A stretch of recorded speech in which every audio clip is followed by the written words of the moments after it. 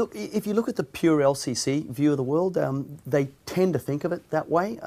We, in the last couple of years, have sort of changed our direction and realised that a commoditised product is potentially a risky product, that if someone else comes in with exactly the same product, the only loyalty is price. And if the only loyalty is price, you're not going to hold on to your customers for too long. So I think there are some airlines and some management that still think that way, but we've tried to move off in a slightly different direction. Pan Am started it all with the 707, and they introduced mass transport, and that changed the way. And from that point forward, we started to look at cost cutting as opposed to revenue-driven models to a large degree.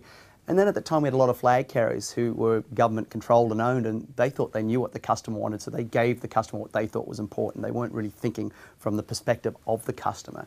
So I think from that perspective, we've gone, we're now moving away from that, because a lot of these airlines are now being more focused on the fact that, hang on, isn't the customer the person that pays my salary, who lets my kids go to school, that puts the dinner on the table?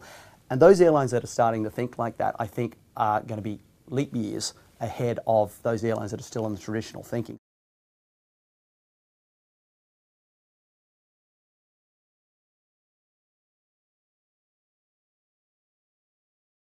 I think the traditional business model is changed. I wouldn't say it's dead. I mean, the LCC purists would think I'm nuts for what we've done in terms of moving away from just the one aircraft type for a start. But I think the market, our secret to our success, and I think it's the secret what every management team should be looking at, is how do you maintain relevance? It comes back to what I said earlier.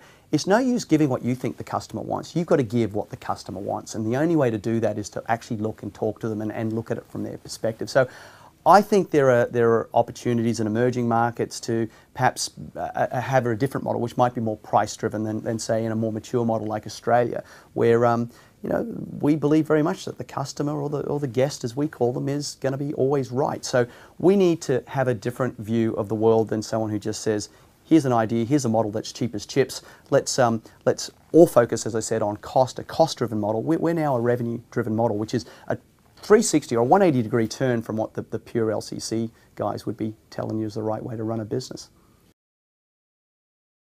About 2 or 3 years ago, we were the only game in town compared to our major competitor, Qantas, and we were going along pretty well. And then they set up their own company-sponsored low-cost carrier to compete against us, which was fine. So they started to encroach on our lunch, so to speak, and we felt if they're going to steal a bit of our lunch, we might take a bit of Qantas's dinner. And by that, we were thinking that, well, why couldn't we look to be more revenue focused? As I said before, being cost focused is good where you're the only game in town, which we were the only LCC in Australia.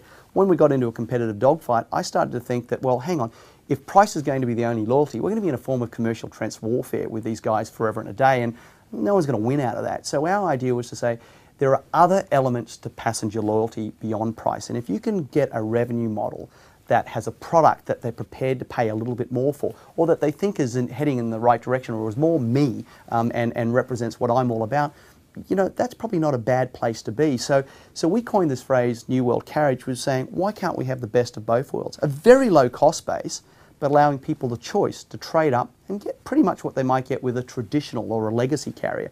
So we're all about saying, low cost, let's target the high yield. And, you know, coming back to it, you know, the average frequent flyer who flies between, say, 2 capital cities in Australia will pay 7 or 8 times more than a deeply discounted ticket. I kind of like those folks. So our objective and our focus has been over the last few years to say, how do we get more of those people on board? And that's where New World Carrier is I think it's a new hybrid, but, you know, our results have proven that it's been the right, you know, strategy for us to pursue. It all comes back to meeting their expectations, and I'm a strong believer that if we can do things that have minimal cost, or if not minimal cost, they actually are a choice to the guest, then that's a great area to pursue.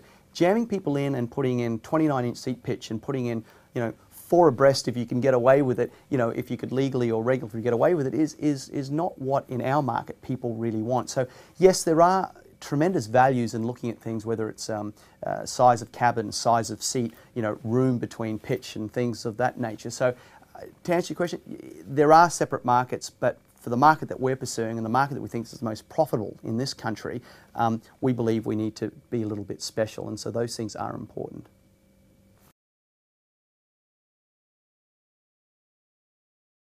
I've always been a believer that that our guests have paid not for getting from Sydney to actually getting to Melbourne. They've paid for the experience, and the experience starts when they make that first call to our call centre or check in through the net, and it should be part of that experience of the journey. And look, there's a lot of romance has gone out. It was a very wonderful industry once upon a time, but I don't think the romance has to have gone entirely. And we go out of our way to make sure that it's just as important the experience on the ground as it is in the air, as it is the choice of aeroplane. And we make very important decisions based on all those touch points along the way. And so, I come full circle and say, at the end of the day, you've got to be relevant for your market, and you've got to be able to meet their needs and expectations. And the customer today is very much more expectant than he was in one point in time. And so everything from making sure that we check you in within 3 minutes to getting you on the plane without too many hassles, to ensuring that you've got a comfortable seat and that you can buy what you want, you can upgrade to more room on the aeroplane if you want. All those things have got to be empowered to the guest, and so the success for us has been that we have sold a journey and not just getting a person in a seat from A to B. It's every single touch point is important to us. Price alone isn't the only criteria. It obviously comes down to operating economics. It comes down to passenger appeal. We very much believe that if you can sell an experience and sell something that is better than your competitors, you will get a yield premium for it. I've no doubt that the product we offer today, compared to other low-cost carriers, we extract quite a significant yield premium. You've got to look at the whole package. Price is but one of the constituent parts.